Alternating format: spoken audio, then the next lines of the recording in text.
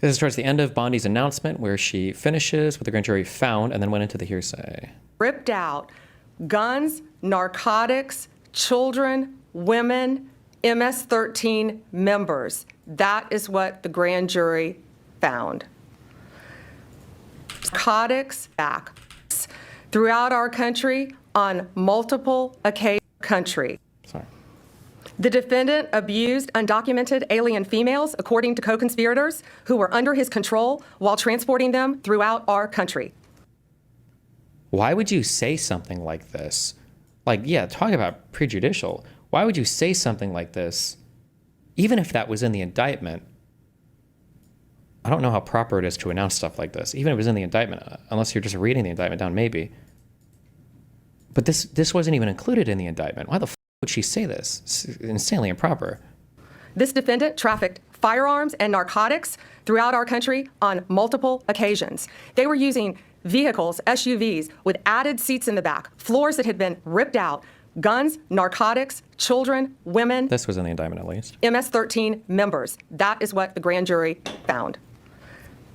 A co-conspirator alleged that the defendant solicited nude. The grand jury, to be clear, the grand jury is basically what you're using for a charging document here. The grand jury only has to believe that there is probable cause, which is one of the lowest standards of evidence. That's what you need to arrest somebody, just probable cause, not anything else. Photographs and videos of a minor. A co-conspirator. This was not in the indictment either, so I don't know why she's going off on this. A co-conspirator alleged that the defendant solicited nude photographs and videos of a minor. A co-conspirator also alleges the defendant played a role in the murder of a rival gang member's mother. These facts demonstrate Abrego Garcia is a danger to our community. We want to thank the Department of Homeland Security, the FBI, our state and local partners, our acting U.S. Attorney Robert McGuire, and prosecutors from the Joint Task Force, Vulcan. Questions? Attorney General. And so there you have it, the Attorney General announcing serious charges against Kilmar Abrego Garcia. You'll remember. Is this guy still in El Salvador? No, it's not how we brought him back instantly, huh? He was described as a family man, father, married, living in the Maryland area when he was mistakenly deported back to El Salvador. And a lot of people got behind him. What we heard here is a very different picture. Justice correspondent Scott McFarland joins us now from the White House. And Scott, what do you make of what you just heard? That's pretty damning. It's a dramatic turn. Why didn't we hear her answering questions, motherfucker? A 3-month-long legal saga, Maurice, according to the charging documents reviewed by CBS News. The feds allege declaratively that Kilmar Abrego Garcia is an MS-13 conspirator and has been transporting MS-13 members by the thousands for $1,000 a trip across the country. And so much of this case hinges on a November 2022 traffic stop in Tennessee, where this case is filed in Nashville. The dash cam of that traffic stop had been released some time ago, and the feds say that was one instance in which Abrego Garcia was trafficking MS-13 members. He wasn't charged with it in 2022, but he is charged with it now. And one of the notes in the charging documents that stands out to me, the prosecutors are alleging here, Maurice, that Abrego Garcia works with several conspirators and would take the phones from people he was smuggling to prevent them from calling and alerting that the smuggling was underway. But in a larger sense, Maurice, this has always been a proxy for a bigger issue. A judge ordered Abrego Garcia's return many weeks ago because he was mistakenly deported by the administration's acknowledgement. The administration said they couldn't get him back. He was in a Salvadoran detention facility. Today shows they can get him back from El Salvador to face federal criminal charges in Nashville. Okay, Scott McFarland, thank you so much. Let's go to Homeland Security correspondent Nicole. Okay.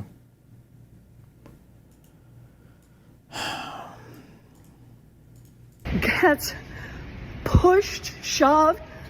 When Senator Padilla gets pushed, shoved, thrown to the handcuffed because he is asking questions, because he is engaging in the very oversight that senators are supposed to engage in, then what we're really talking about here is a Trump administration that just wants to shut down the ordinary functions of government. Look, I do a lot of oversight myself.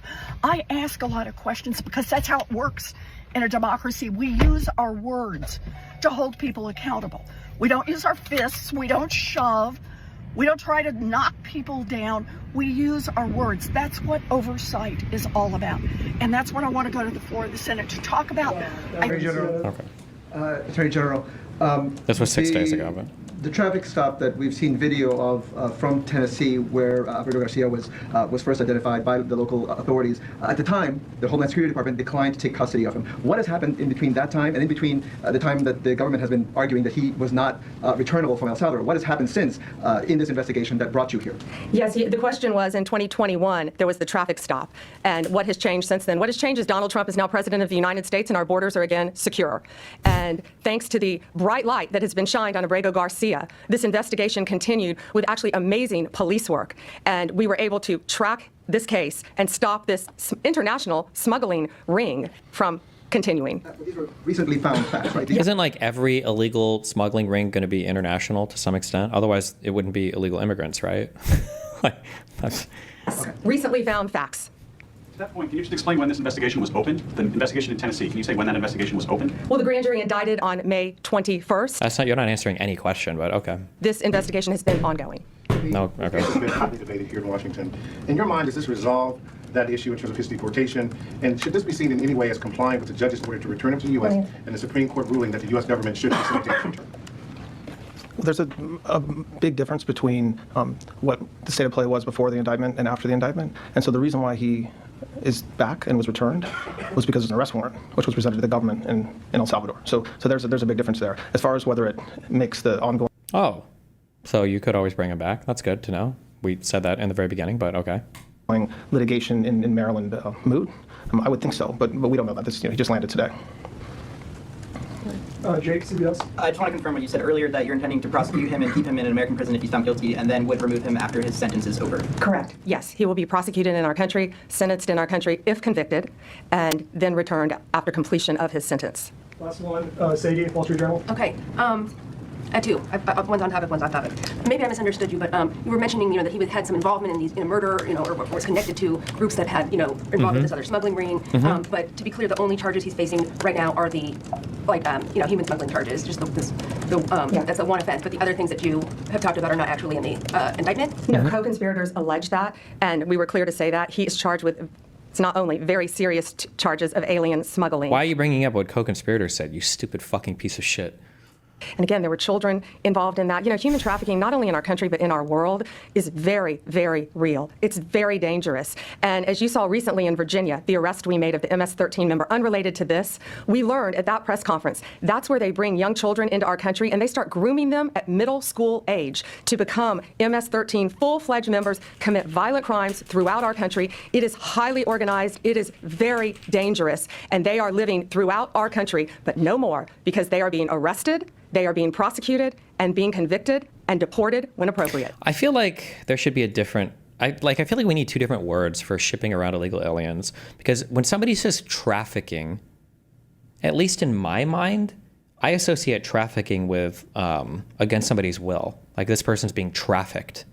But I think legally and colloquially, well, this admin, like if I were to be in Mexico and I'm a Mexican, I'm like, I want to illegally immigrate to the US, I sell a bunch of shit and I pay some dude who's like, can you shoot me over the border? Like, let's fucking do it. And then I do it and I'm like consenting the whole time. I'm paying some guy and doing it. I'm also being like trafficked, I think. People also consider that trafficking. I don't know. It feels like kind of a weird conflation of, well, it's not even a conflation. I think that you can use the same word for both, but it feels different, right? I don't know. That's all for today. Thank you. Appreciate it.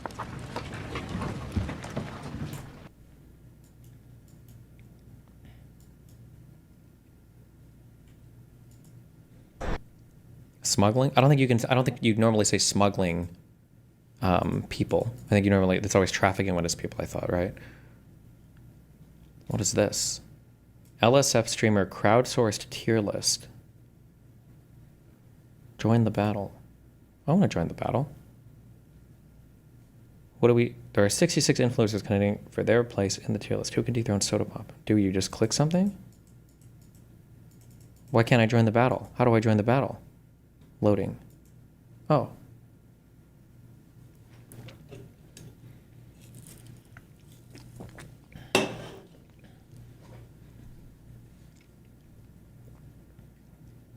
You just put people for the tier of stream you think they are?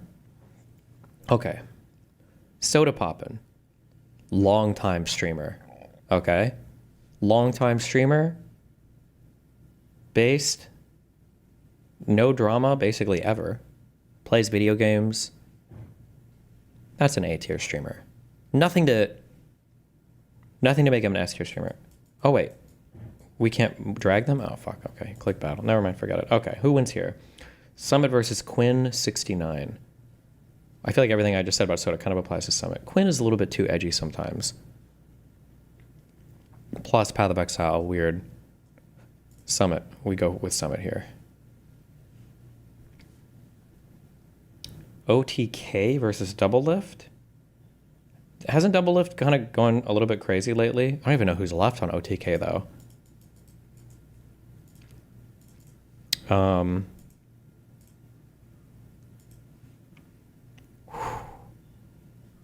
Yeah, how does all of OTK get a competition here? Also, Double Lift is associated with League, not good. We're going to go ahead and go with OTK here. I Show Speed versus Mizkif. Oh, man. The old guard versus the new. Mizkif is trying hard. I feel like I Show Speed is like... Is this even fair, though? This guy's... I don't... Is it him or is it Kai Cenat are the like most popular streamer in the world right now? Like, come on, damn. That's brutal. Oh, damn. How is he E tier? What the fuck? Damn. Okay.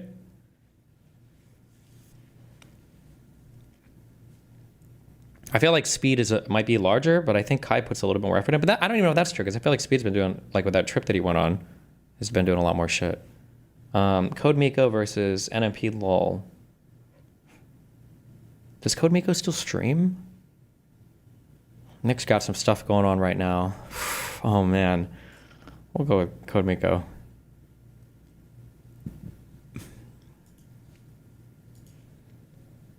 Artosis versus DDG? Isn't DDG like a child rapist or something? I don't even know what's been going on. It's Artosis, man.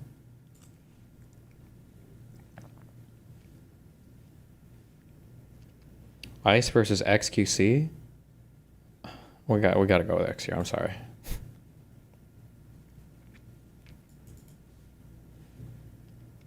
Lacey versus LSF? I don't know who Lacey is, so LSF. Crip versus Pay Money Webby. Oh, I'm sorry, Criparian, obviously. Damn. Lily versus Johnny Somali. One is a Trump-supporting MAGA immigrant, and the other just got arrested in South Korea. It's where Johnny Somali got arrested at, right?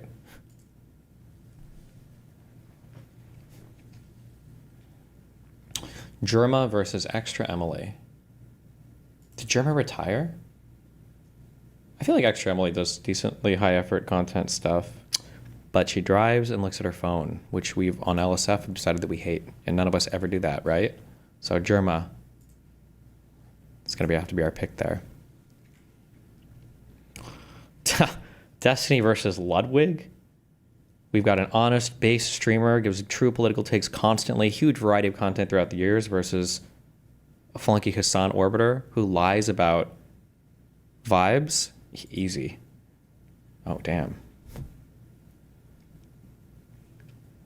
Valk versus Criparian. Sorry, Crip. Easy. Criparian would never apologize for saying for real to his audience. Amaranth versus Ninja. In his prime, obviously Ninja. Ammo's been a good drama producer. Is incredibly autistic, and she's just been making good content lately. We're going with Ammo here, okay?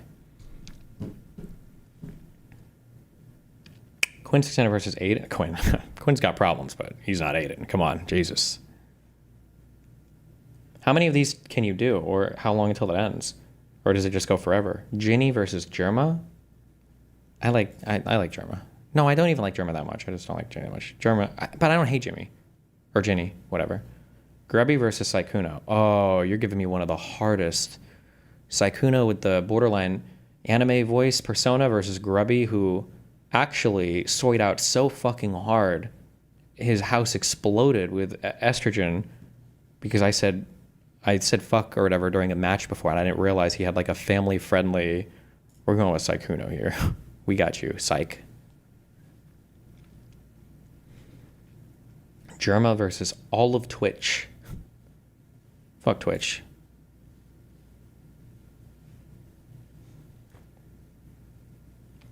What is that, lore?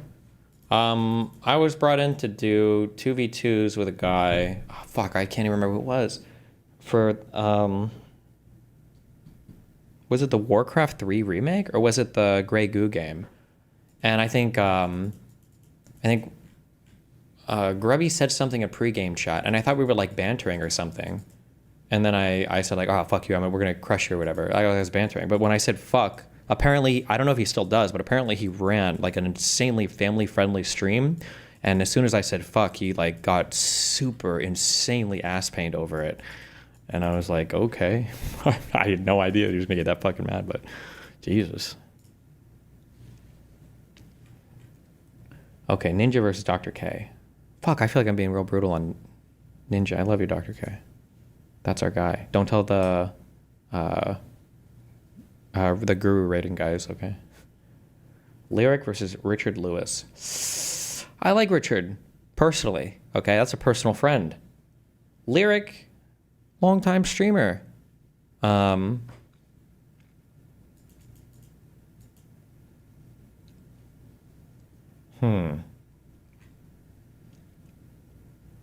go with Richard Lewis here. Ammo versus Soda.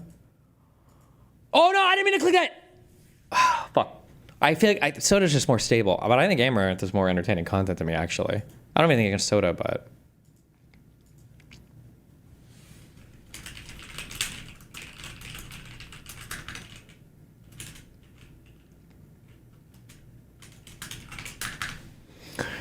Summit versus Ludwig? Come on, easy. Jared's our guy. No docs. Squeaks versus Jack Doherty. I guess Squeaks. Bro, I didn't realize that Nathan is like I guess like his haircut is like a Zoomer cut. We were on a field trip and like every fourth kid, I was like, is that Nathan? And the guy would turn around. I'm like, oh wait, what is this like broccoli hair shit? Is this like a normal? Is this like does every 14-year-old boy have this haircut? What the fuck? That's the Zoomer cut? Okay, Jesus. Squeaks is funny. Easy.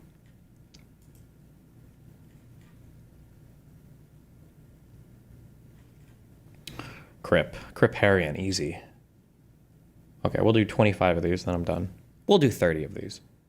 Alinity versus Dr. K. I think Alinity is actually pretty funny. And insanely hot. However, Dr. K is also funny. And hotter. Alinity's a good streamer. Code Miko versus Lacey. I still don't know who this Lacey guy is. I'm sorry. We're going with Code Miko. Code Miko versus Jack Bussy. Okay. I don't know the Zach guy. Charlie versus Poke Lols.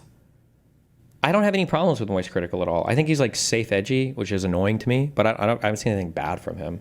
I don't know what happened where Poke went from being a 25-year-old male streamer to a 13-year-old high school girl gossiper. I don't know what happened to Poke, but we're here rooting for his comeback when he makes his way back to psychological sanity. So we're going with Charlie here. Germa versus Stable Ronaldo. That's not like he's not related to the guy, the footy dude, is he? I don't know. Germa. We're going with Germa here.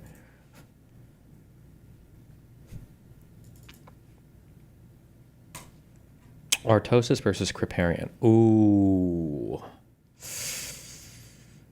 Now, we have to dig here. Unfortunately, Artosis stayed loyal to StarCraft the whole time and even started playing it. Crip moved on to cringier games and wasted his big brain. So we got to go with Artosis.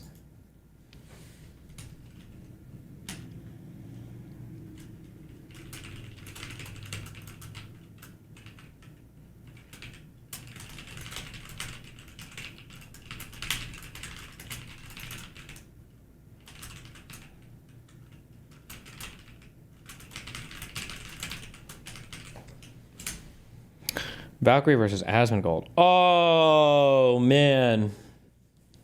Oh, shit. We got on that nightmare algo. I can't vote here. I can't choose this one. Sorry. Okay. We're out. We're out. That's it. That was the end for me.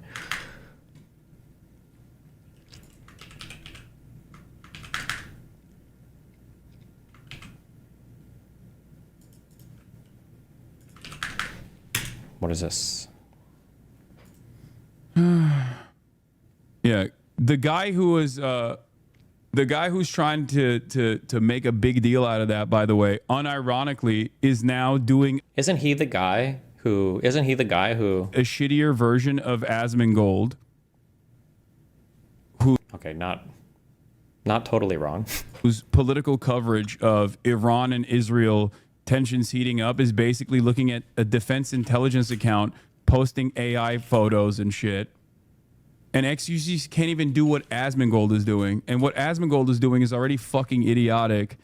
And I guess there's a reason why no one with no one who is a serious person considers any of these people as like reliable sources of information. You know? Okay. Not like Hassan. XQC is so fucking stupid. He thought his own Black Lives Matter tweet was fake. Okay. Like, that's how little he gives a fuck about politics. Based. Quick meme. 3 breaking news report was sponsored by Applebee's. Oh, this one's fucking insane. I don't know if this is legit or not. Rip. Oof, they lit that fucking thing up. Look at the traces. Everyone. Much love XQCL. This one is literally Arma 3. It's the JDAM one is better though. That's a stable Ronaldo. Gave us this meme. What? Say it's too late to make it. Oh. But is it too late to try? It's burned out. I'm wasting my nights. You turned out the lights. Now I'm paralyzed. I'm trying to go home. All of my chain I stand on you. 얘들아, 복수해줘.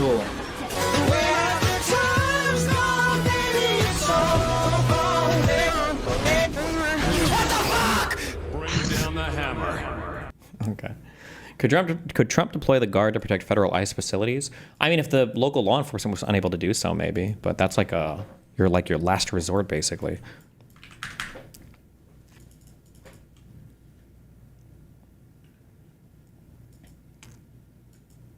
This is every one of my junglers. Listen, if you wanted to play like this, I don't know who any of the current people are. If you want to play like this as a jungler, okay, at least play fucking solo carry champs, right? Like XJ9 would do this shit. This is like fucking 20 years ago. But he would play like Hecarim back in the day where he could solo carry entire games. The worst is when you've got junglers that play like this, but then they don't even play champs that can solo carry. They'll play like these assassins or like what?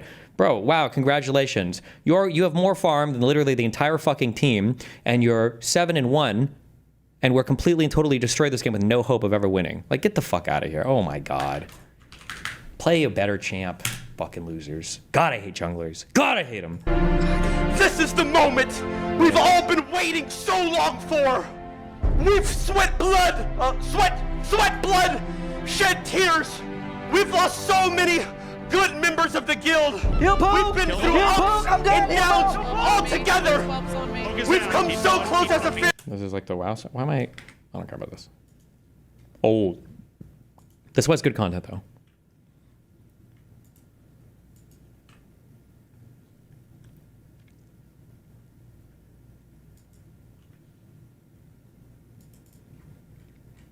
I wonder if some people would say this was a viewpoint neutral detention or not. What is? Landed in Mexico and immediately got detained by customs for having too many pieces of electronic equipment for which they made up a number and forced me to pay taxes on. Do you think that was for his political views?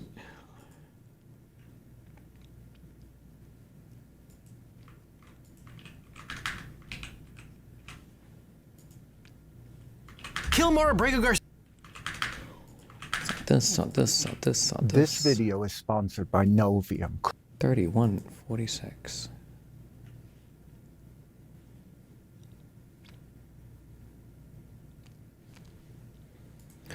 Can you watch the rest of the soy dude? What? Okay. I'll watch 5 more minutes of this. If it doesn't get good, I don't give a fuck, okay? Throughout American politics, it's exactly like you're describing, where you've got something like a statue for Robert E. Lee. You've got Americans who are local and they're like, you know what, this is my heritage. Maybe I don't swear by it, but I like it and I respect it. And they all of a sudden can bring in these boogeyman figures like David Duke, who famously sold lists of his members to the SBLC. Why do you say boogeyman for David? Well, why did he go there then? Then they should have rejected him from coming. No, I don't know. Because that is what they are. Grand Wizard of the KKK. The boogeyman referring to this sort of like archetypal scary thing so that the media can then report on it. And now 8 years later, we're pretending. Is that the guy you debated at PSU? Yes. Trump is maybe a white supremacist. The media didn't bring David Duke to the rally. David Duke promoted and organized. There is Jason Kessler. There is a relationship between the state, the media, and the boogeymen that seeks to take normal right-wing opinions and vilify them and make them scary and alienating to normal people. So you think there's some subversion tactic which made the white nationalists promote this rally to scare people away from defending the statue? 100%. Yes, that is how this has operated since the end of World War II. This relationship between. Wait, is he saying that David Duke was controlled by the state here and brought in to organize this? Is that what he's saying? Between the national security state, far-right organizations, and the media. They all work together to vilify normal right-wing opinions such as, we don't want a statue of a local hero. I'll say it. I got a question for you. Do you think that intelligence agencies in the United States coordinate with news organizations? 100%, yes, of course. You shouldn't even grant that. In the past 10 or 15 years, give me an example. And I mean, even worse than that, they subvert certain movements. Like I brought up COINTELPRO, right? Do you think that news organizations, even today, take direction from intelligence agencies? Direction? Depends on what you mean by that. I'm not sure. Like, they get the FBI's like, you have to report on this. Maybe if it's like, hey, we're doing a story on this and we have insiders here. Would you like to make a story about this? That might be manufactured consent, but yeah, they probably do that.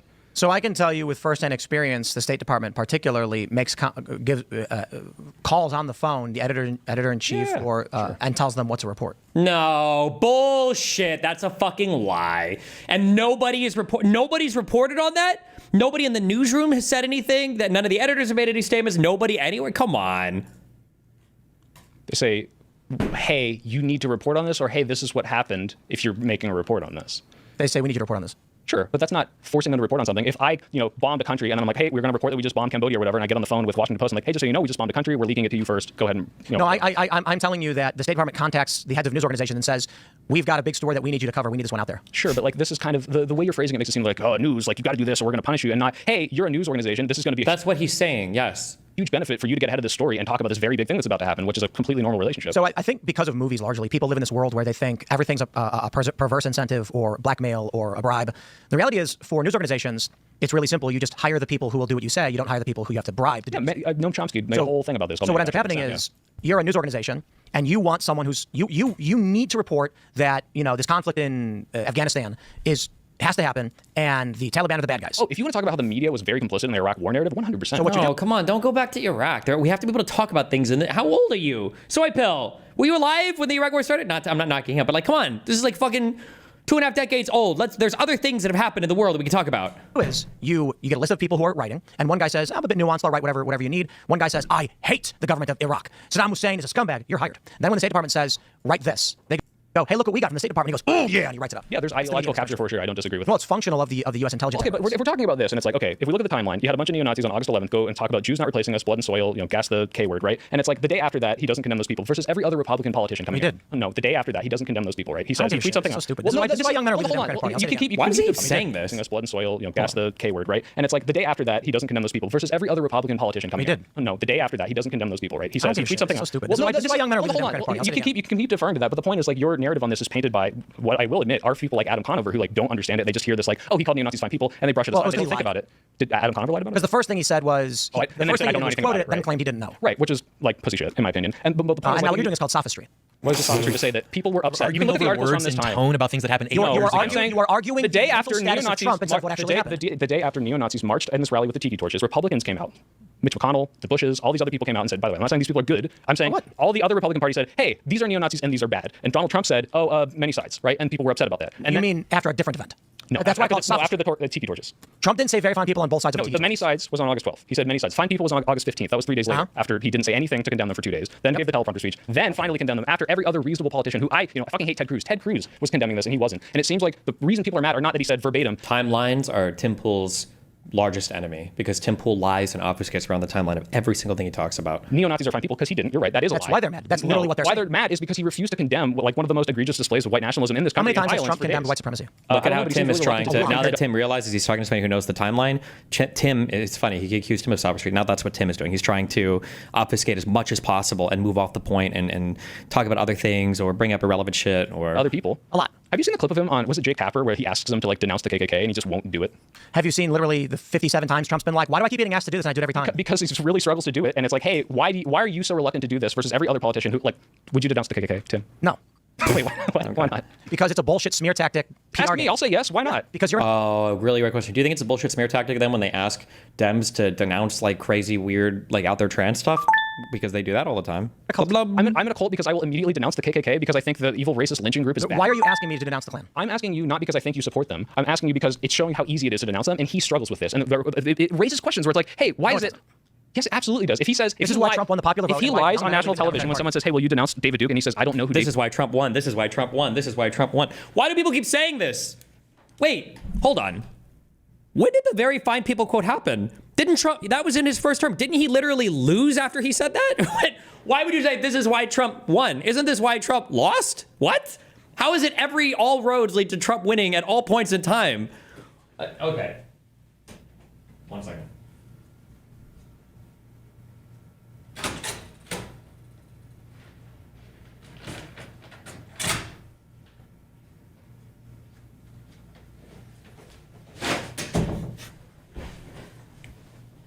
Just kidding. He didn't actually lose. Trump has won every election he's participated in. David Duke is when he. That's a great answer. No, because in 2000 he said, "I'm leaving the Reformist Party because David Duke is part of it." So he did know who David Duke was. No, it doesn't. Isn't that prove the point though? If he knows who he is, party, bro. They tried if he knows who a character is and then pretends like he doesn't understand the concept of the KKK, he says, "I don't know this." I'm gonna say it again. Does this not raise questions to him? It does not. Why not?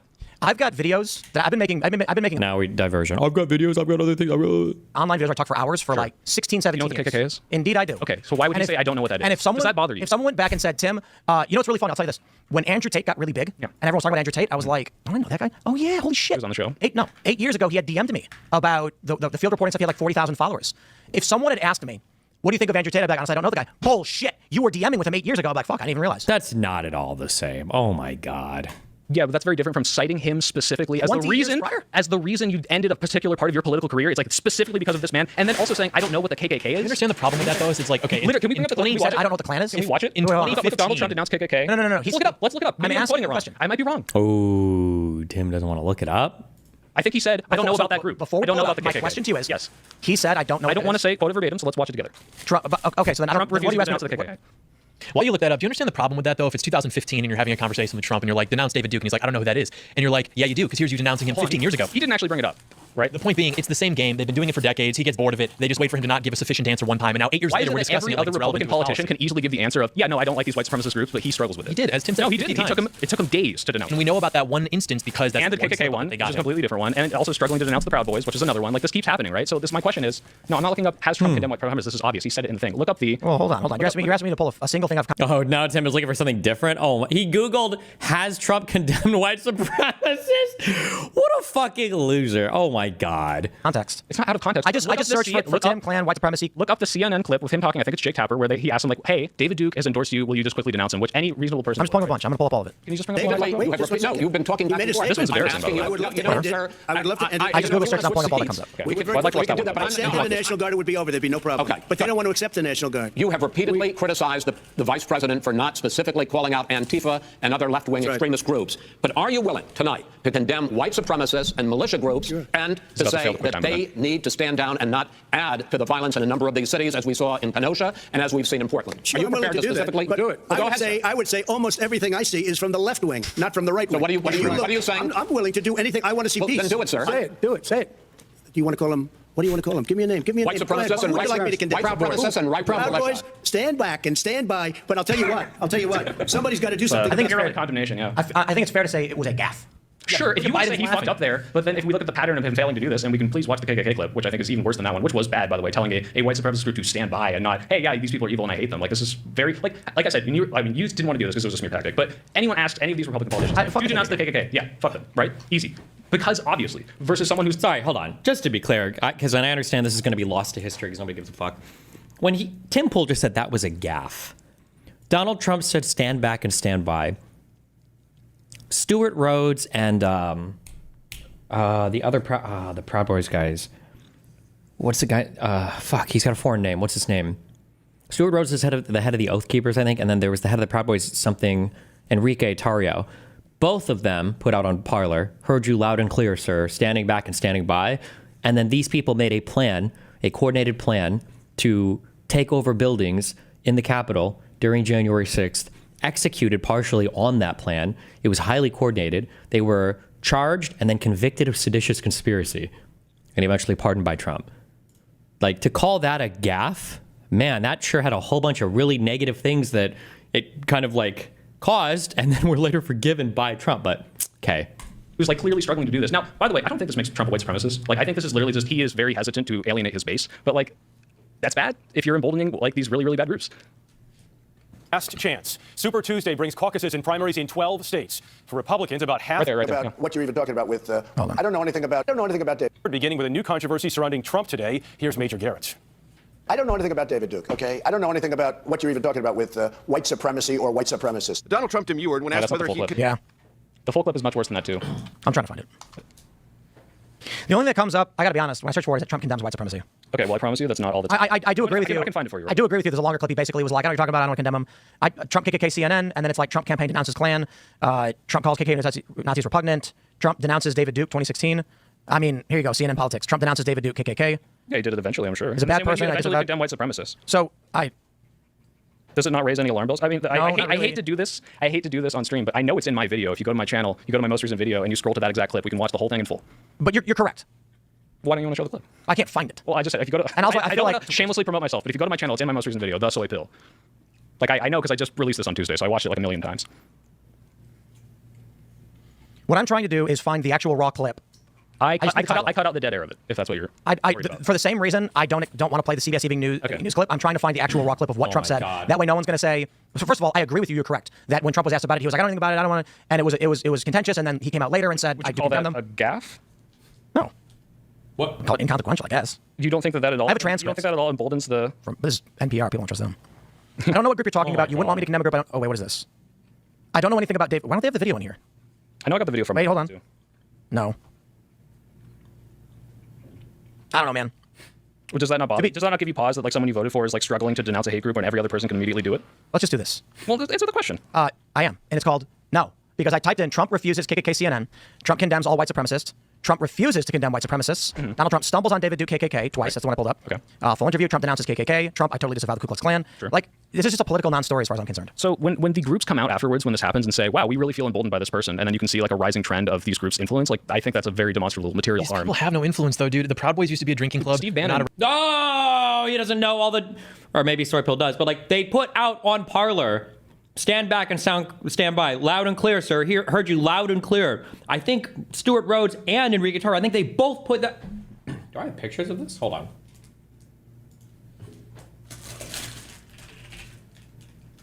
Parler. Fuck! Or is it Parler?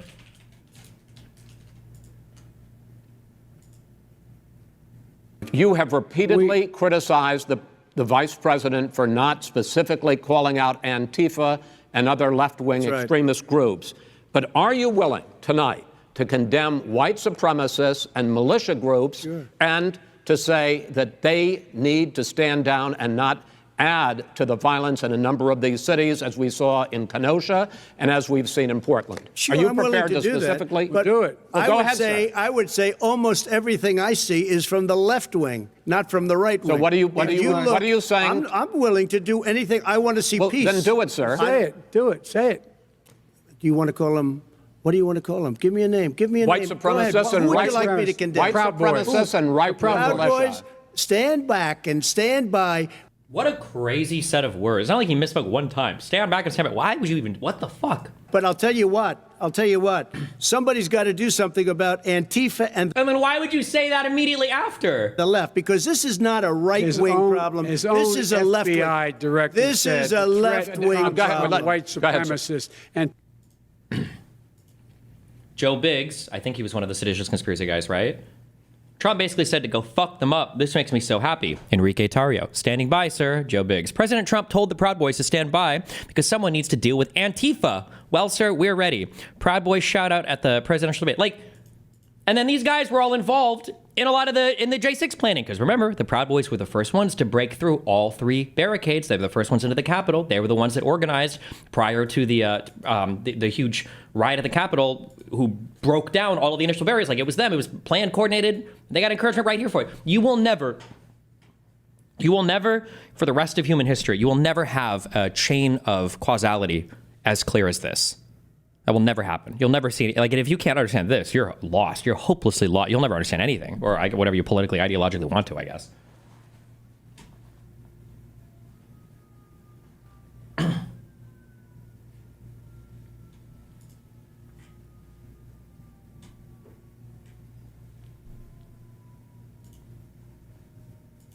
Around an alt-right person, he's not alt-right. Steve Bannon is like a broadcaster. No, he doesn't. What do you mean? Does he not claim himself to be a proponent of the alt-right as he has since like 2016? This is, man. You know what's really challenging in the political space is like... What about Steve Bannon is an alt-right when he's co-tech? What does alt-right mean? Alt-right, oh man, getting me to define the concept of... Steve Bannon literally took credit himself for creating the term and popularizing alt-right. How fucking retarded are you? Or how ignorant are you of the media space if you don't even know that? What the fuck?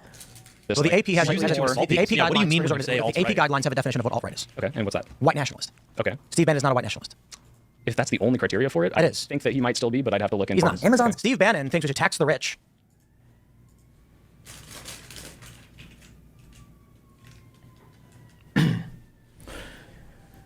We are the platform for the alt-right, Bannon told me proudly when I interviewed him at the Republican National Convention in July. Though disavowed by every other major conservative news outlet, the alt-right has been Bannon's target audience ever since he took over Breitbart News from its late founder, Andrew Breitbart, 4 years ago. Like...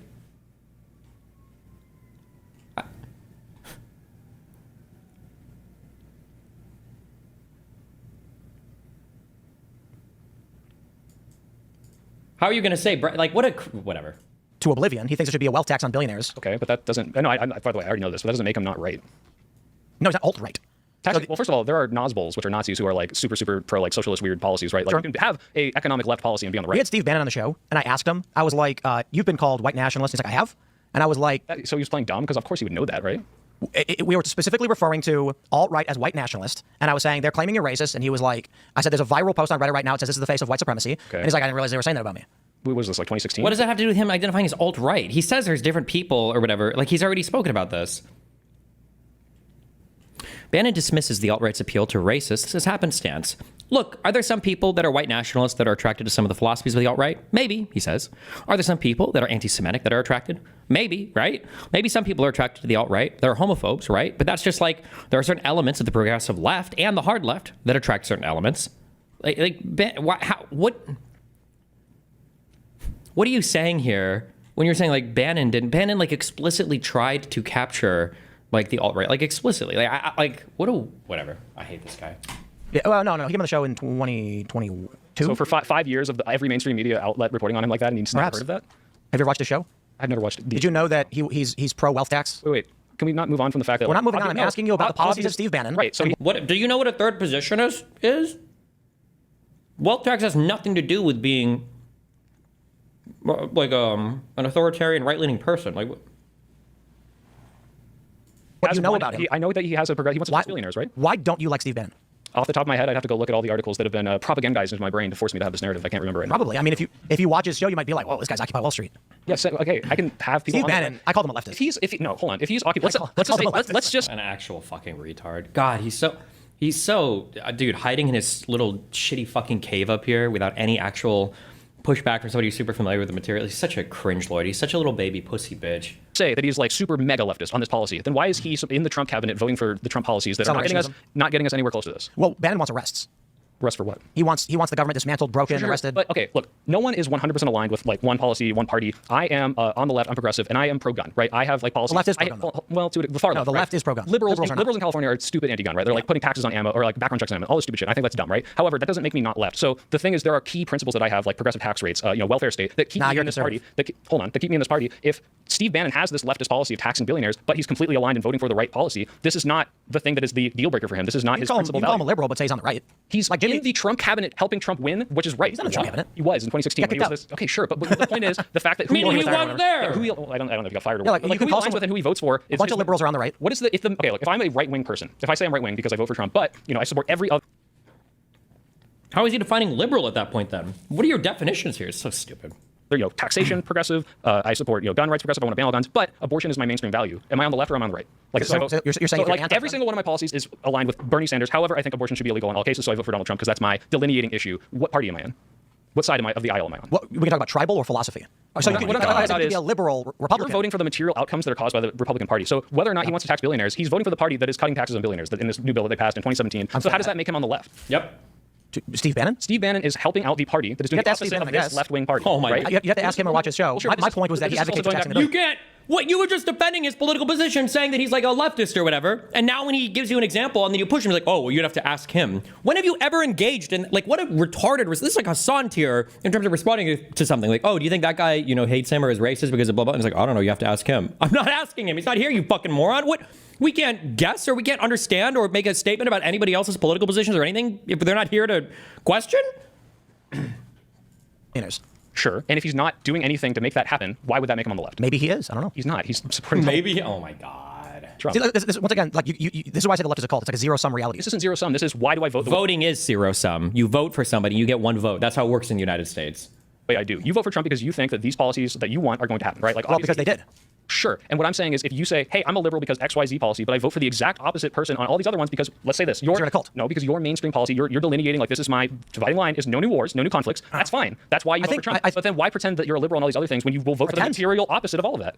People have different weights to what they find to be more important than other things. Exactly. It's a hierarchy of what This is why I'm not, right? I'm also anti-death penalty and I don't go march for it. Right, but you are going to vote for the party that's going to try to reinstitute it, right? Indeed. Okay, so that's what I'm saying. Some things are more important than others. Right, and if like I think war is the delineating factor, that's I think woke cultism and critical ideologies are a threat to the existence of this United States. And that makes sense. Then why you would vote for Trump? Because they say the same thing. But that's not a progressive or liberal position. Right? It actually, it's a classically liberal position. Okay, but it's and traditionally liberal. But it's not a liberal position. Traditional liberals were not in favor of whatever the weird shit y'all are doing now, like cutting kids' balls off.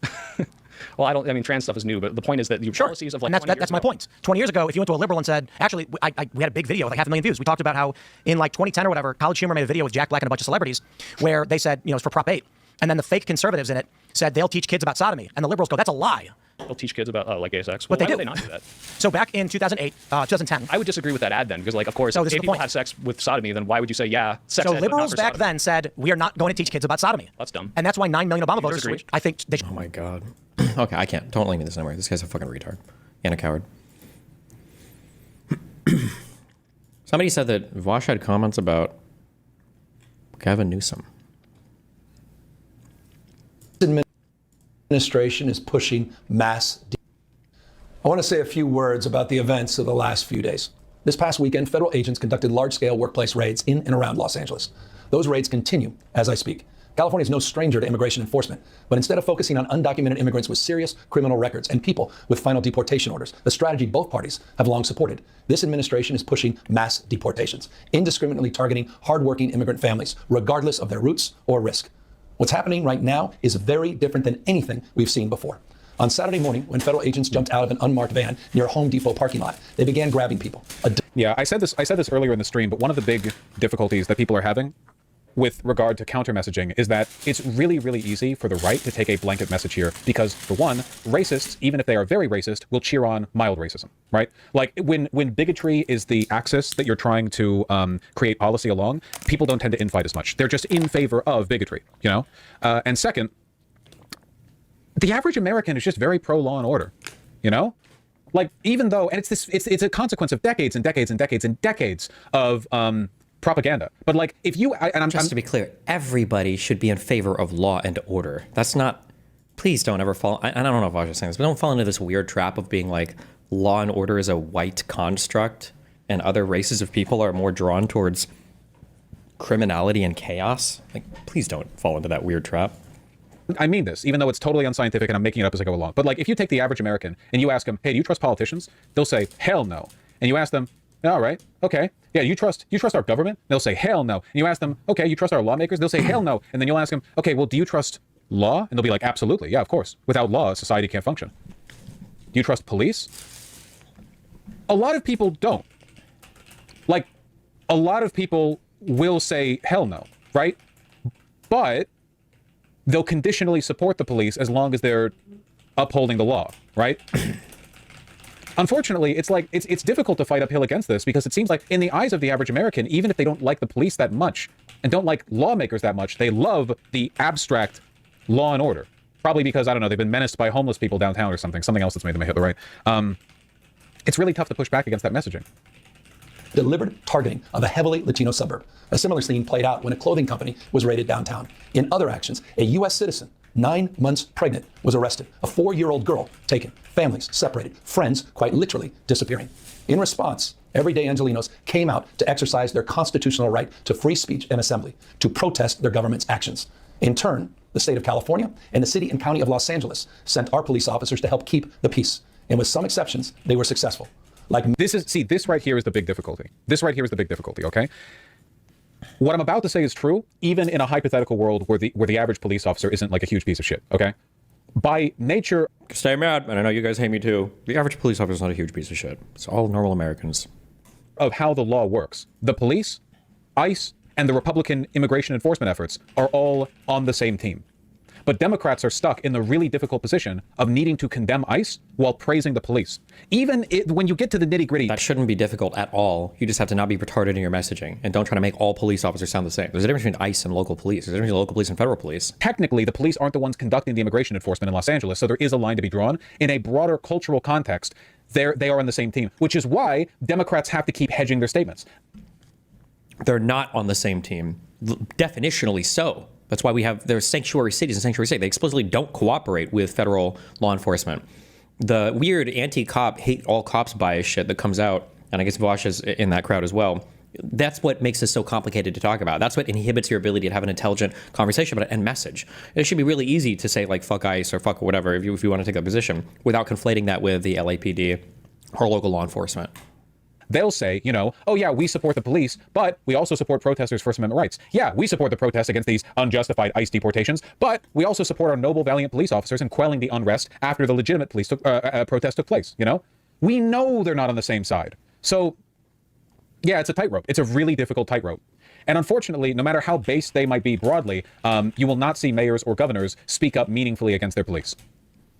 You can't do it. Because why would you do it? You shouldn't do it. Well, one, you can't because most people like emergency services, so it's hard to do anyway. But also, you shouldn't want to undermine it.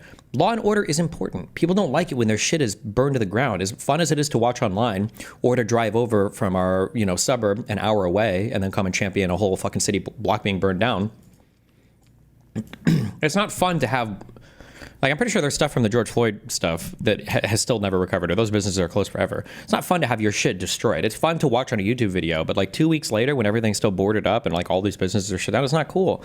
Also, in general, it's just not fun to be in areas where people are robbing and stealing shit all the time. It makes you uncomfortable. It feels like you live it feels like you live in a weird place when everything is under lock and key, when you got to go up and you got to ask the store guy at CVS, like, can I get some fucking Tide Pods for my laundry shit? It's just not good. It sucks. It's just not fun. You're not going to see much of that from Mamdani either. There's a reason why Mamdani has not criticized the New York City Police Department. They would make it impossible for him to do his job if he became mayor. In many states, California is no stranger to this sort of unrest. We manage it regularly and with our own law enforcement. But this, again, was different. What then ensued was a use of tear gas, flashbang grenades, rubber bullets, federal agents detaining people and undermining their due process rights. Donald Trump, without consulting California law enforcement leaders, commandeered 2,000 of our state's National Guard members to deploy on our streets, illegally and for no reason. This brazen abuse of power by a sitting president inflamed a combustible situation, putting our people, our officers, and even our National Guard at risk. That's when the downward spiral began. He doubled down on his dangerous I see. I like the rhetoric. It's more just like this will never match the energy and enthusiasm of the Republicans. Ooh, rah, get them criminals out. You know, it's nothing in the face of. I disagree. I think his speech was really good and focused. The reason why it's nothing or why it feels like that is because of people like fucking Vaush to some extent, and more so other people like Hassan or like the majority or whatever, who nobody else carries this message because they want to shit on all cops. They want to shit on all law enforcement. They want to shit on everything having to do with the government. Or they want to shit on, and it's just like, oh, well, we have nobody else to have our message resonate with or amplified from, I guess. Of just overwhelming racism and xenophobia. The counter message, the real, like, appropriate, equal counter message would be, fuck you, get out of our city, fuck ICE, and fuck the police. That would be the emotional. Like, that doesn't make sense. You're contradicting yourself right there. Fuck you, get out of our city, fuck the police. Who, you want LAPD to get out of your city?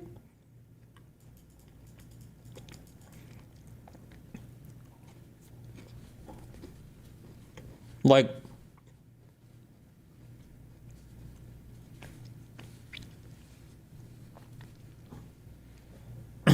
we're so far away from this environment existing. But there's like a world where you have a positive pro-local police message and then an anti-federal police message. And you have some encounter between protesters and a federal police officer. And like LAPD steps in and whips his ass or whatever. That would be a crazy video. It would be really powerful. But we wouldn't even be able to comprehend like two cops because it's all just cops to everybody. I don't know. I feel like it's sad. Federalism, I think, is really cool. The separation of powers and all that in the United States. It's the reason why this country was such an amazing experiment and continues to be, well, up to this point. It's not because of the fucking First Amendment or any cringe shit like that. It's because of the way that our system was set up. And to lump it all together, I feel kind of defeats the purpose of it all. Equivalent, but they can't do the fuck the police thing. They could do fuck ICE, but Democrats won't. National Guard deployment by fanning the flames even harder. You have to be careful on the fuck ICE stuff, though. You got to remember, I don't think it's debated at this point. Democrats lost on messaging related to illegal immigration. You don't want to go backwards in terms of appealing to the public. And you can't do this thing that progressives do, where they just assume everybody agrees with us. We just have to be louder. I think pretty resoundingly, I think Democrats lost on messaging related to illegal immigration. So attacking all illegal immigration enforcement measures is probably not the way to go, in my opinion. And the president, he did it on purpose. As the news spread throughout LA, anxiety for family and friends ramped up. Protests started again. By night, several dozen lawbreakers became violent and destructive. They vandalized property. They tried to assault police officers. Many of you have seen the video clips of cars burning on cable news. If you incite... Vaush thinks Dems need to double down on it. Yeah, progressives will always do that.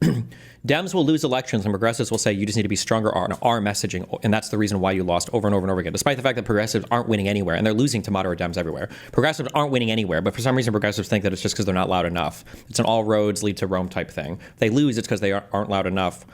Well, actually, I can't say all roads lead to Rome because the only roads they've ever gone down are the losing roads. If they had examples where they won, then maybe I would say something. Violence. I want to be clear about this. If you incite violence or destroy our communities, you're going to be held to account. That kind of criminal...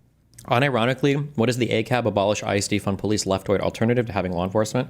That's a road that is too cringe to even go down, my friend. I think I had a couple conversations like that, but it usually involves overly privileged college kids talking about how you can have like mutual aid police officers, like some big scary guy on the block that you could call to. It's insanely cringe and gross and retarded. Violence. I want to be clear about this. If you incite violence or destroy our communities, you're going to be held to account. That kind of criminal behavior will not be... And it's implicitly a show of weakness to do this. The delusional belief that Democrats need to answer for every teenager who throws a rock, but Republicans can do whatever the fuck they want and never apologize for any of it. Like the president can just like crow to an audience of soldiers about how he's going to break heads of anyone who disagrees with him. And that's like no pushback needed. Never apologize, you know? But the Democrat, they're like, well, just to remind everyone, we don't support looting. Okay. To me, this is coming across more and more as like a suspiciously specific denial, right? If Trump finished every single one of his tweets with, I never liked Epstein and I never had sex with a kid, do you think that people would, like, less people would believe him a pedophile than do now?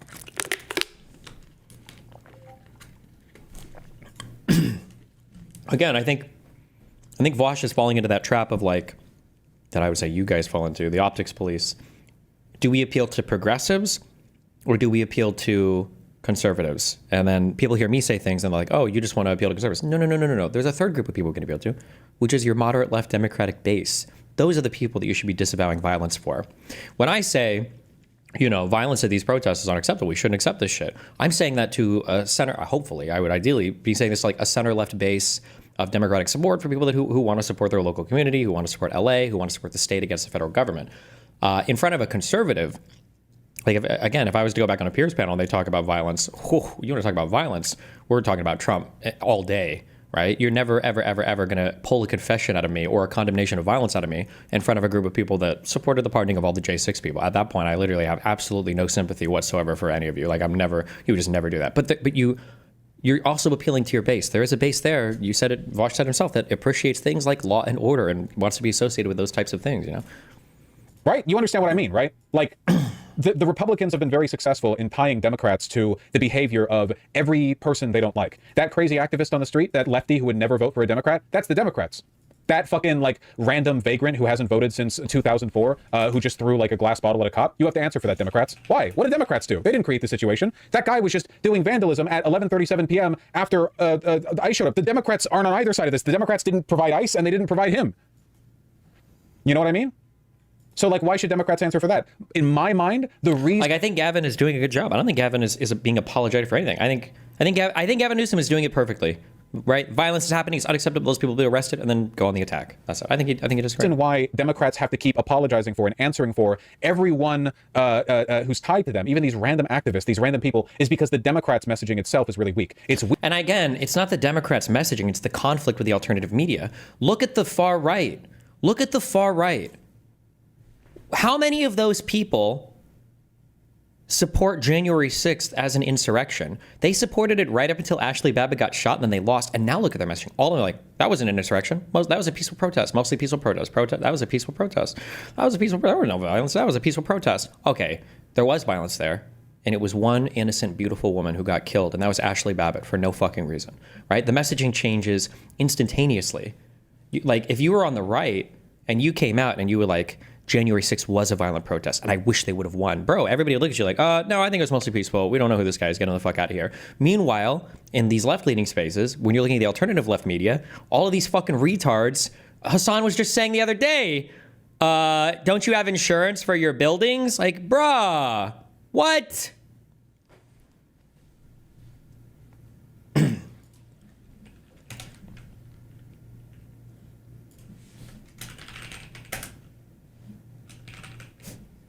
Do I want to watch the Cedar memes on?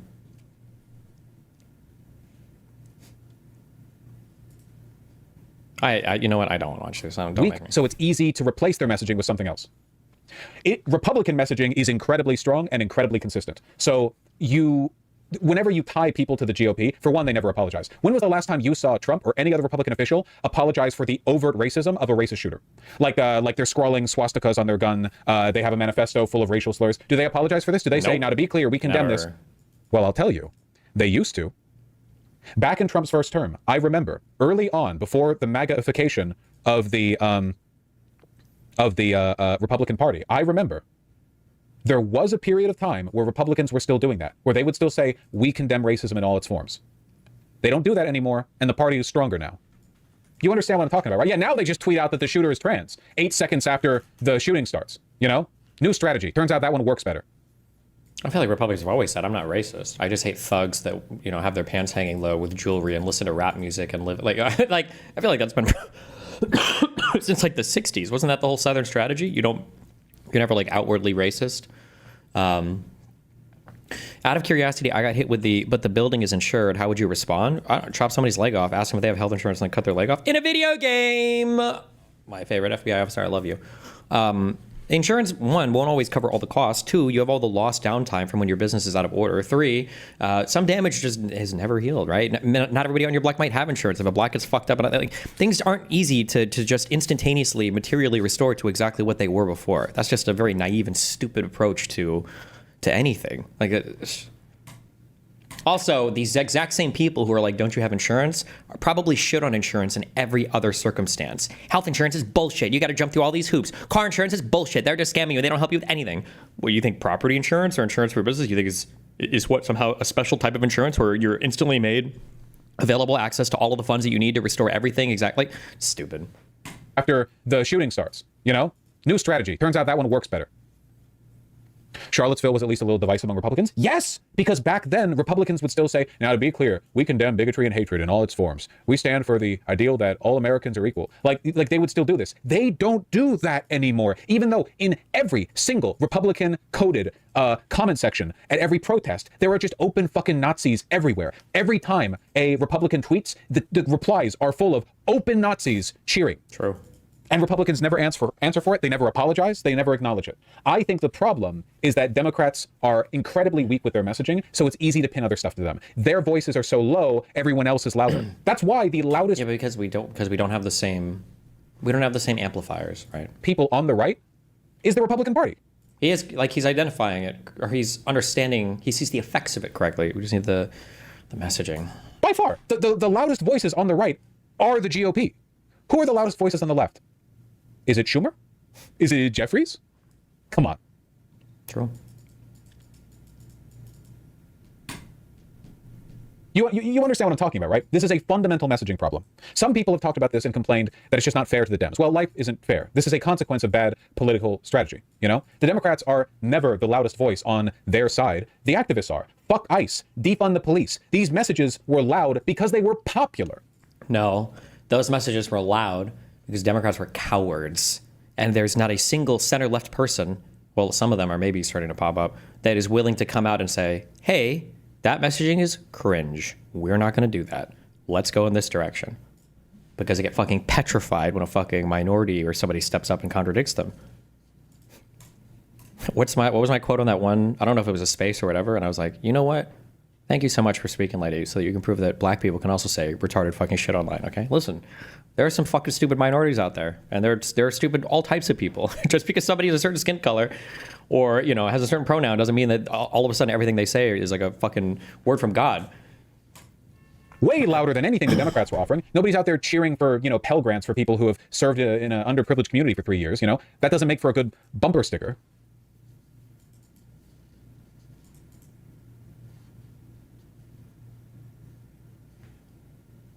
Anyway, yeah, sorry.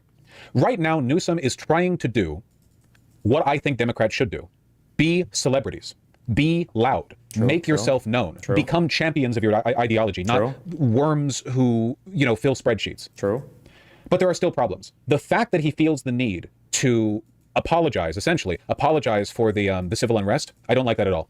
I don't think he's apologizing, and he's definitely not apologizing for the civil unrest. Civil disobedience or civil unrest would be like 150 protesters sitting down in front of like a parking lot where federal vehicles are parked, and the people have to get arrested and hauled away so that they can leave the parking lot. That would be civil unrest. Rioting and looting and stealing shit is the cringiest. These are the worst, most parasitic, cancerous fucks you could ever have in society. Are people that are doing organized raids of fucking Apple stores? Bro, ship in the Rittenhouses, okay, for these people. Get them the fuck out in a video game. Right? These are the worst types of people. And you should never, ever feel any pressure that you have to cover for these disgusting, filthy fucking losers. You should never feel the pressure for that. And I don't think Newsom ever mince words here. You know, if you're rioting against violent action, fuck you. Get arrested. Get fucked. Easy. Then move on. Attack Republicans.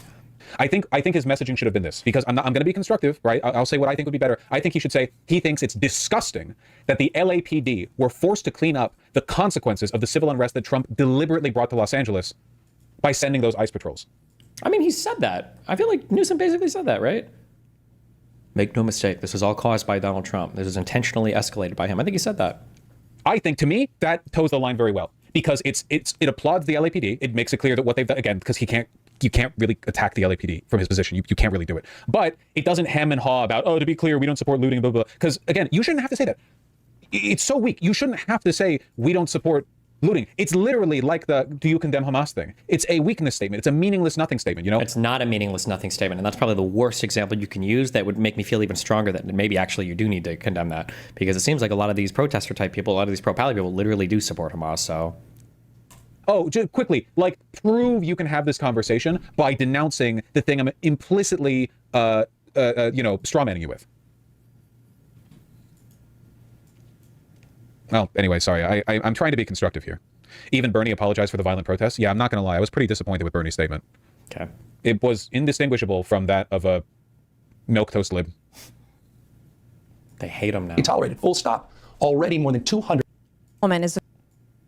What is a woman? What is a woman is the question. I'm not sure I understand the question. What is a woman? Absolutely epic. Nancy Mace, you got him, dude.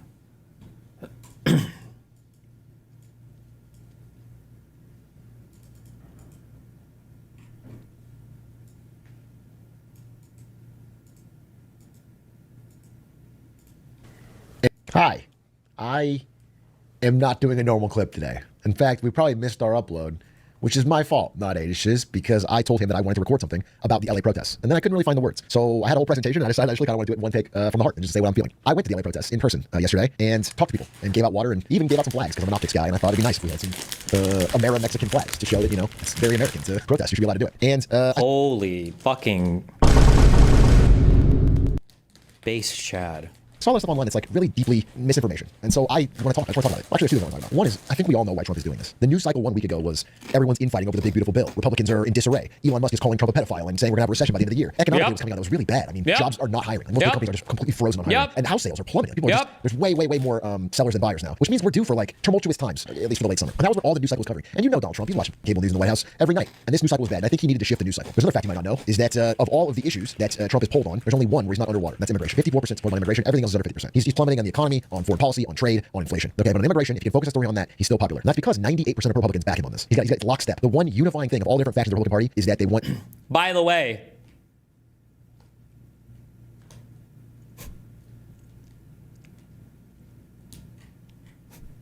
you want to know what two huge signs are of a weakening economy?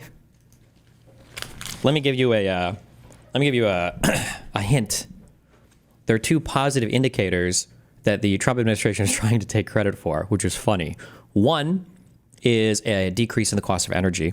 Sometimes that can be a precursor to economic slowdowns because less energy is being ordered, the demand for it is seen to decrease, and then production eventually has to slow and so there'll be less energy demanded, and as a result, the cost goes down. So reduction of the cost of energy, which Trump keeps bragging about. Oh, energy costs are going down. And two, article, a weak economy is good for military recruiting. The unemployment rate is high. Military is in the midst of a record streak of recruiting success. It is not a coincidence. A weak economy is good for the military. About a year ago, Justin Bach was about to join the Navy. He just didn't know it. Justin and his wife, Ashley, both had solid jobs, so they bought a house in Martinsburg, West Virginia. Then everything changed before they could even move in. Ashley was laid off. A few months later, it was Justin's turn. I was called in and more or less given the pink slip. Justin recalls, so I go home and I looked at my wife and I said, well, what do you want me to do? She cried. The Bachs suddenly found themselves unemployed with a mortgage to pay and a young daughter with a heart condition. Like so many people searching for work in this tough job market, Justin sent out dozens of applications and tried to call in favors. And eventually he goes and he joins the military. This article is from 2011. This is not a politically biased article today to try to take away from Trump. I think it's just generally known that as the economy weakens, recruitment for the military goes up because it's an easy way to go and get work if like the job market is starting to look a little bit shaky. So it's funny that reduction in energy costs and record military recruitment numbers are two of the big victories that the Trump admin wants to claim. And the reality is both of these things are probably at least a little bit have to do with incoming economic downturn maybe than anything else, but... to kick out immigrants, ideally in the most public and like demeaning way possible. And so that's what he needed the story to be. And obviously, listen, I know California is like statistically the most unpopular state. Los Angeles. Wait, what? Clip of Vaush shitting on a path to citizenship. Why are you watching so much Vaush? How do you even have this? These polls are depressing. Well, man, like I said, we don't have a coherent counter-argument on like the immigration stuff, you know? Like the outside of just abolish borders, everyone be a citizen, whatever, or like radical changes, you have abolish borders and everyone be a citizen. Wait, what? Democrats hemming and hawing over like, well, maybe we should have a path to citizenship for the illegal immigrants that are good people, you know? Like, yeah, the immigration process, becoming a citizen should still take like 10, 15, 20, 35 years maybe. But like we should give them a path to it. Like they should get to do like an American gladiator ninja warrior thing to like prove that they're really American. And then maybe there's like a raffle and some of them can maybe become citizens, but only if they're like the good ones. And if they... What the fuck is he talking about? First of all, we only want good people to become citizens. That's like obvious. So I don't know what he means there. Two, Is he implying that the majority of illegals aren't good citizens or wouldn't be good citizens? Like, does he think the majority of them would fail these tests? I'm pretty sure the vast majority of them, especially those that have been here for years and years working, would easily pass the test. 3, when people say a path to citizenship, they don't mean a ninja warrior path. They just mean like a path where you can start filing paperwork and adjusting for a change of status and getting your green card without fear of being thrown out of the country. Ever commit any crimes, then of course they're out, you know? Like, we don't have any real left-leaning position. I mean, obviously you have like abolish borders and the internet left, but that shit ain't happening. Isn't the counter argument we will do this shit but more efficient? I mean, it definitely doesn't help that Biden spent 4 years capitulating to the right on immigration issues. What? Again, I don't have a perfect recollection of this, but I feel like immigration issues became a huge thing in like the last year. Prior to that, I think the obsession was over the economy, rightfully so, and like inflation and stuff. I don't know what Biden capitulated onto the right for immigration stuff, but okay. I don't know how YouGov corrects for only being able to collect from people who are political junkies. Yeah, a YouGov poll is not super reliable, but you know, we'll take from it what we can, okay?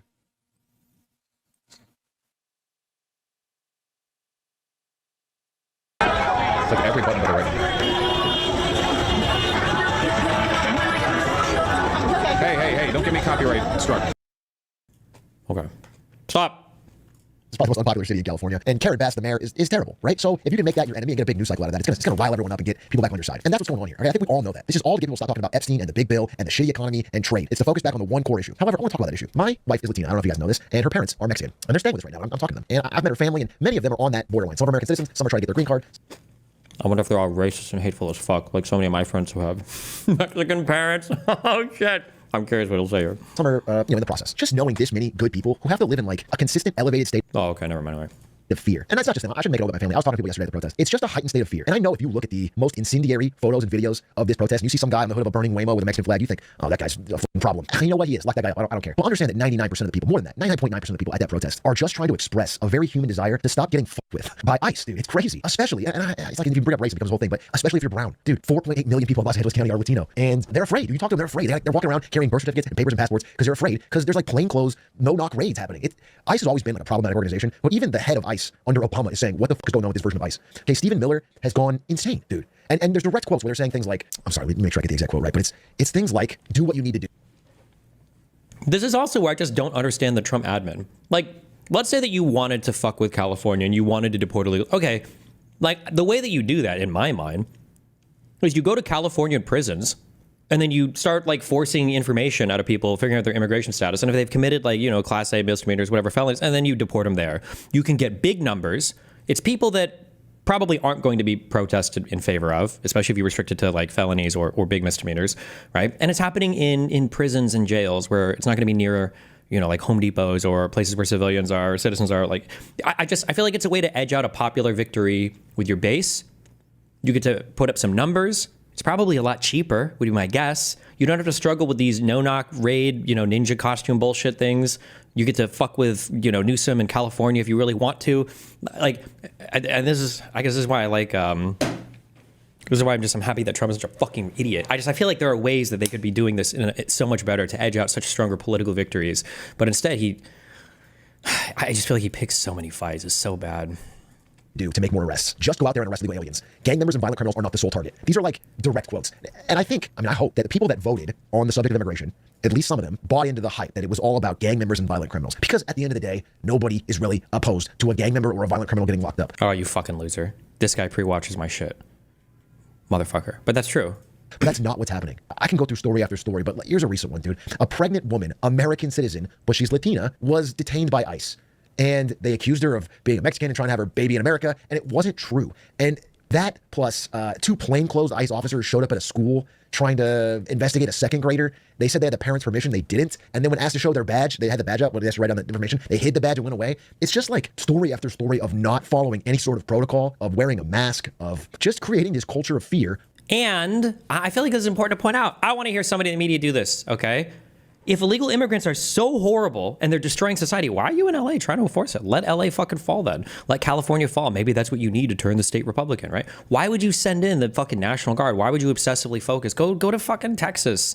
And then Abbott can roll around and get sucked off, by ICE like the dude in Scary Movie or whatever. If that's what you're so hyped on, is enforcing, these border states. Go to conservative states where they want you. They love ICE. They want you there. Why would you go to California? Let California burn if they're so horrible for the state. Primarily among more vulnerable people. I think it doesn't take too much empathy to imagine yourself in the shoes of something like that and understand how it makes you afraid and want to speak out, and want to push back, and want to do something. Now, again, I feel like you have to say this. I don't think people should loot. I don't think people should burn cars. But just really understand how small a percent that is. And you can't ignore or write off the real demands of a lot more people, because somebody in that group is going to be stupid. It's like trying to make a YouTube video, but you can only make it if there's no stupid comments. It's like, what am I supposed to do? I'm going to make a video, it's going to be 100,000 views, there's going to be some stupid comments on this thing. What can I do about it? If you get a big enough group, someone's going to poison it. But you don't get to write off the entire message. And the message is that what is happening around immigration here is not working. It's not working on any level, actually, because the number of deportations is down from Biden. It's not effective. It's just about being this public display of power, really, of demeaning this. It's fewer deportations, but more cruel ones. Yeah, I don't have a nicer or better way to say it. It just sucks, dude. It just sucks. And if you talk to people that are affected by this or out there protesting, dude, it's people that are just broke or hardworking, or it's not like the people that are in power or benefiting from society. I don't understand. There's a great quote. It was from Lena Khan's Fuck this guy. Yeah, true. This guy asks ChatGPT, tell me what Dustin's going to talk about on stream tomorrow, and then format that into a fucking script for a YouTube video. Fuck you. And he said, God, let me get my quote again. I'm sorry, it's late, bro. He said, be skeptical of any analysis in which the least powerful people are the most responsible for your problems. I don't know how to tell you this, but the dude sprinkling tahini on mango on the corner is not your problem. The dishwasher is not your problem. We do have big problems in America, and they're not caused by broke people working hotel service. And they're the ones being harassed and punished. And if any group of them tries to speak up or be like, this is wrong, then it becomes a quote riot. Okay, no matter what they do, it becomes a quote riot, because these are not the people that are burning Waymo's. Okay, I'm gonna cut myself off there because it was late last night and I tended to ramble. Okay, it's the next day. I think I got my point across. That's enough there. And I left out some important things that I did want to say that I'm gonna say today. So just to wrap this video up, I want to talk about misinformation specifically, which I think is important, because this is one of these first big major news events that I'm living through, that I am there I'm right next to what's going on, and I'm seeing it, and I'm getting texts from people asking if I'm okay and all this, and it's so obvious to me now that I see it. Oh wait, because Atrac, does he live in LA or is he in a nearby suburb? I know he obviously lives close. Yeah, when people are saying things like, oh, the city is burning down and it's chaos, I was like, bro, LA's a big place, motherfucker. What are you talking about? Oh my God. How much is being overblown or misplayed or tweaked or whatever. I'm gonna give you some examples. There's a big Shohei Ohtani mural in Little Tokyo, and I was there because the protests are right there, and there's a line of cops, and I'm there at the Ohtani mural, and someone there is talking about how Ohtani said, quote, there's a right way and a wrong way to get into this country. They broke the law, they have to go. And so I looked this up, and there's this viral tweet that's going around at the time that has 98,000 likes, quoting Ohtani saying they've got to go. And I'm like, damn, really, Ohtani? That's kind of wild. And so I looked more into it, and the tweet is from talkingbasabel_, a fake account. The quote is entirely made up, but by the time that gets figured out and corrected in the comments, they get 1,000 likes. And this got 98,000. It went viral, and I was hearing it in person. Then you got Ted Cruz, who is posting dishes. I can see a good person joining the police just because they need a steady salary, but ICE, now you're going to be trashed to class spec into that. Unless it's a different department that's responsible for it. My guess would be that as much as we might hate him, ICE is probably involved with, unless there's a totally different part that does it, incredibly important, policing work. I imagine there are people that are legitimately trafficked into the U.S. for purposes of abusive sex trafficking, or people that are trafficking tons of really bad drugs and shit into the United States. These are real things that happen, even if Trump has tried to make it out that every single illegal immigrant is involved in this. These are probably important operations that need to be stopped. These are probably important things that we should be dealing with, and I don't think we should demonize all of it. But yeah, I mean, when you're wielding ICE to go to fucking Burger King and try to pick out which line cook doesn't have their papers, it's stupid. I see multiple people saying ICE wasn't founded before or until 2003 or whatever. That doesn't matter. I would have to go look up the history, but generally speaking, if you're saying something something that seems like a basic policing function wasn't founded until a thing, there was probably another organization that was in charge of it, and then it got reshuffled into something else. So when you say 2003, I believe the Department of Homeland Security was founded after 9/11 by Bush, and then that reorganized and reintegrated a bunch of stuff. But if ICE didn't exist then these same police things would have been taken care of by some other organization. It's not like we just started enforcing trafficking or whatever in 2003. is not peaceful. Talking about the protests. Again, I'm there. It's 99.9% peaceful. It's just people waving signs and honking and whatever. Ted Cruz is posting a video from 2020, implying that that video is from today. It's a lie, but again, that gets 1 million likes, and then by the time people correct it, and then, my God, dude, sorry, I could go forever on this, so let me wrap it up today. I need to get this video out. Gavin Newsom, my personal friend now that I've interviewed him, we talk, I disagree on some things, but we chop it up in the DMs. He made a tweet where he said, you sent your troops here without fuel, food, water, or a place to sleep. And it shows a bunch of National Guard just sleeping on the floor of a federal building because they don't have any place to be, kind of implying that this whole thing is rushed and mismanaged and wasn't coordinated, and they're not even doing anything because they aren't necessary for this, 2-block wide protest that is not. Anyway, I'm getting tired. He posted a picture of them sitting on the floor, and then all the responses are like, at Grok, is this true? And then Grok goes, well, actually, Grok has a different answer for like every person, but it keeps repeating things like, I just can't believe. I can't believe that. I feel like if I was in college or if I was in any place anywhere and some guy was like, it's so much more efficient to not wash your hands after you take a shit. Like I just get out of the bathroom, like 30 seconds faster. Like everybody would look at that person and be like, are you okay, bro? Why would you even admit that? Like even if you do that, that would be some shit that you hide and you don't mention to anybody. And I think that's the equivalent of using AI as your first stop and last stop for answers. But now it's like openly, people brag about it. As a personal example, seeing Kelly Jean ask Grok or ChatGPT about my court case, and she's like, well, here's what ChatGPT says. Like, what? Why would you openly admit to that, though? Like, at least Rob Noor had the wherewithal to hide it, to try to lie about it, because you should be. That's embarrassing if you're not open about it, right? It's okay to use, to be clear, I think some people demonize AI too much. There's nothing wrong with using AI as like a starting point or using it for help and then, like looking up something later on. I think it's totally fine. I'm sorry, actually. I won't even say that's totally fine. I will say that it's probably a requirement if you're going to be competitive in current job markets is to be able to navigate AI tools the same way that search engines and all of that were a requirement. But to just use it as your first and last stop as an answer for something and to be publicly open about it, I don't know. That's fucking crazy cringe to me. Like the photos originated from Afghanistan in 2021 because they're seeing troops in like desert camo on the floor, and Grok is just machine learning guessing. But actually, the photos are of the National Guard from July 9th, from June 9th, from like 2 days ago. Okay, it's a real thing. They took it from a newspaper article. That's frustrating. It's frustrating that almost every piece of misinformation I see about what's going on in LA is followed by someone saying, "At Grok, is this true?" And then Grok just making something up, just making up a random day, or it's just not. It's not helpful in any way. This whole culture of Grok, is this true, is like hitting headfirst into reality of a real-time breaking news event and coming up like, oh, this is pretty fucking useless. If you don't live here, maybe you can't tell the difference. Grok tells you something, you go off with it. But it's a problem. Again, I fell for this. Dude, I fell for it. I'm on social media, and I see a thing of the Kobe mural. I used to live right next, like literally, I could see it from my window. And there's a Kobe Bryant and his daughter mural in LA. It's all tagged. It got all graffitied. And I was like, that sucks, man. Why'd you know what I'm saying? Like, doesn't help the protest. Why are we tagging the Kobe mural? Everyone loves that. It's like a symbol of LA. And then I actually looked into it because I was falling victim to misinformation, and I found out there's a news report showing it got tagged 2 days before any of this began. It was on the 4th. The ICE raids and the protests didn't start till the 6th. So, but it all gets lumped in on social media and gets 100,000 likes, and the replies are like, wow, Timelines. These animals are even tagging Kobe. It's just one dude on the 4th, and now it becomes part of this protest story. I'm getting off topic. The point is, this is not a big news story, but it is just hitting me in reality. Social media is just filled with horseshit.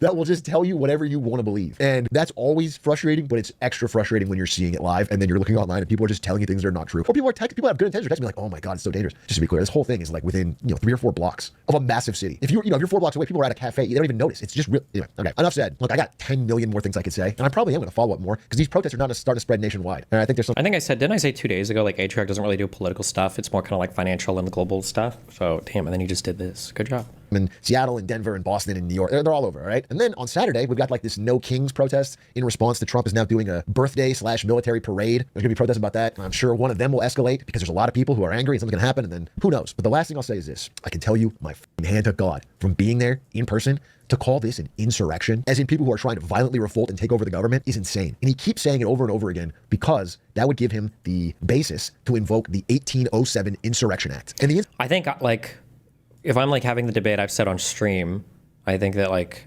contravening ICE and everything qualifies as insurrection.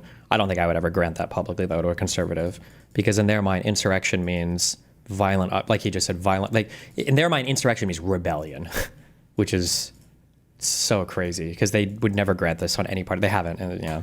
Insurrection Act, which hasn't been used for 200 plus years. Okay, again, the last time this law when it was written was before the invention of the steamboat.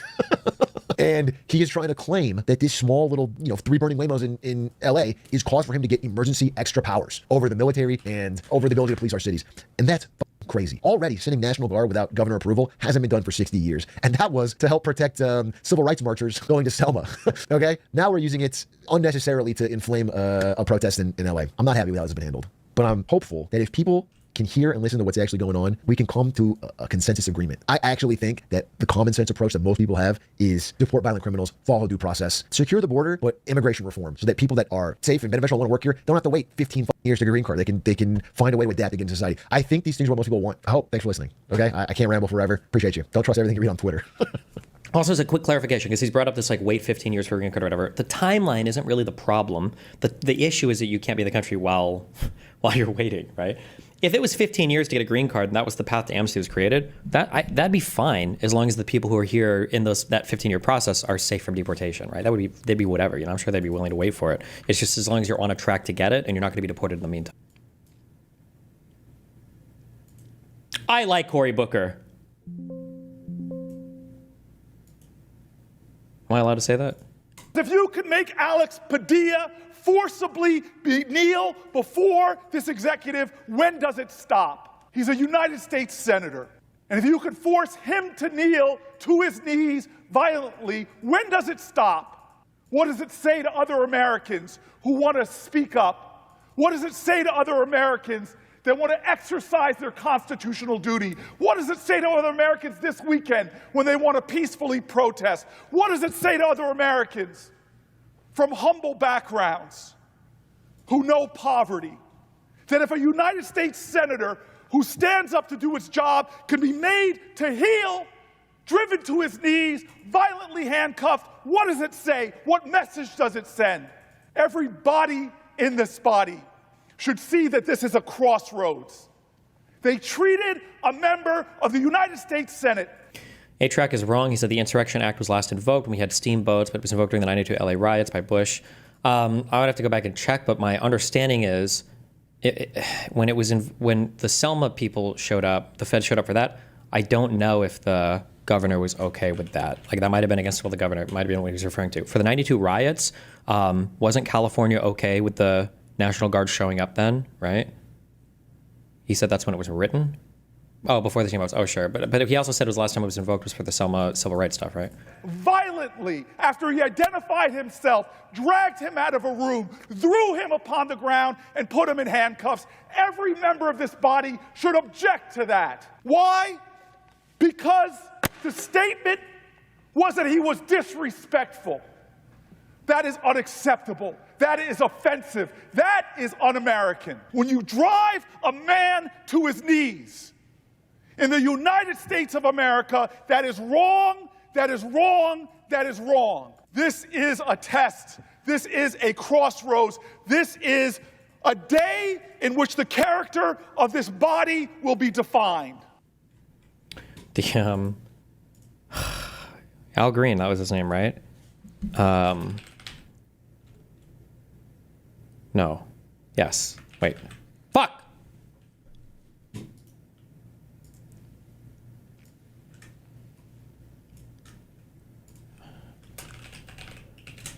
I can't believe he got fucking censured. This was so unbelievably fucking cringe.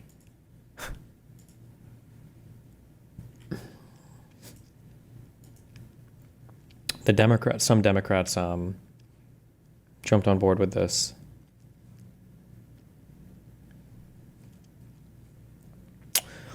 Unbelievable.